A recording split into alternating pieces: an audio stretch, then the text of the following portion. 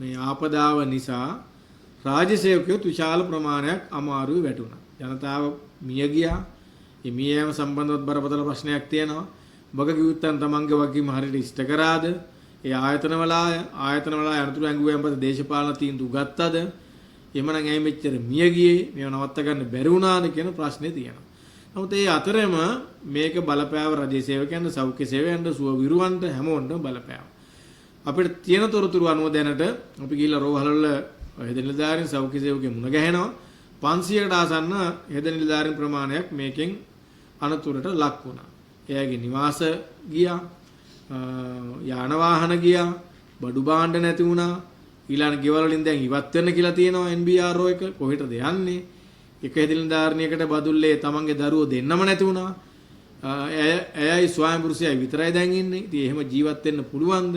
මේක මේ ආණ්ඩුව දෙන රුපියල් 25000කින් ලක්ෂ 10කින් ලඝු කරන්න පුළුවන්ද? ඒක ප්‍රමාණවත්ද කියන බරපතල ප්‍රශ්නේ තියෙනවා. ඉතින් කොහොම වුණත් ඒවා ලැබීම පිළිබඳ ප්‍රශ්නකුත් තියෙනවා අපි දන්නවා.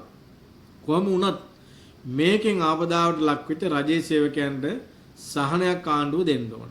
සෞඛ්‍ය ශාස්ත්‍රයට සහනයක් ආණ්ඩුව දෙන්න ඕන. මොකද ඒ අය තමයි තව දුරටත් මේ ආපදාව නිසා දැනටත් රෝහල් ගත වෙලා ඉන්න අයට ප්‍රතිකාර දෙන්නේ මේ සේවා පහසුකම් සපයන. ඉතින් කලින් 2017 මේක කරලා තියෙනවා. තිබුණා ආණ්ඩුව. ගම් වතුරට අදාළව, විපත් වලට අදාළව.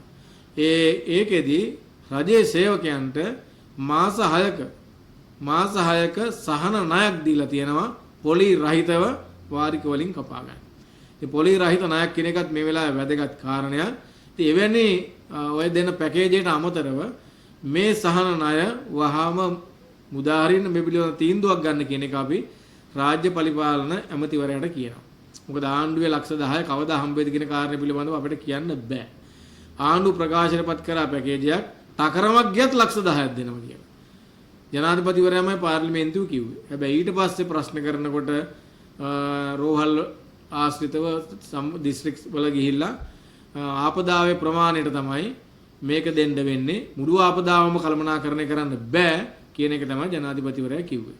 ටකරමක් ගියත් ලක්ෂ 10ක් දෙනවා නම් දැන් ආපදාව කළමනාකරණය කරන්න බෑ කියනවා නම් ඒකෙත් බරපතල ප්‍රශ්නයක් තියෙනවා.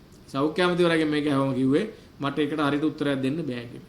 ඒතර මේ සහන ලැබීම පිළිබඳ ප්‍රශ්නයක් තියෙනවා. ඒකින්ද කරුණා කරලා වැටුපෙන් කපා ගන්න සහන ණයක් පොලි රහිතව රජයේ සේවකයන්ට දෙන්න කියන එක අපි අවධාරණය කරනවා.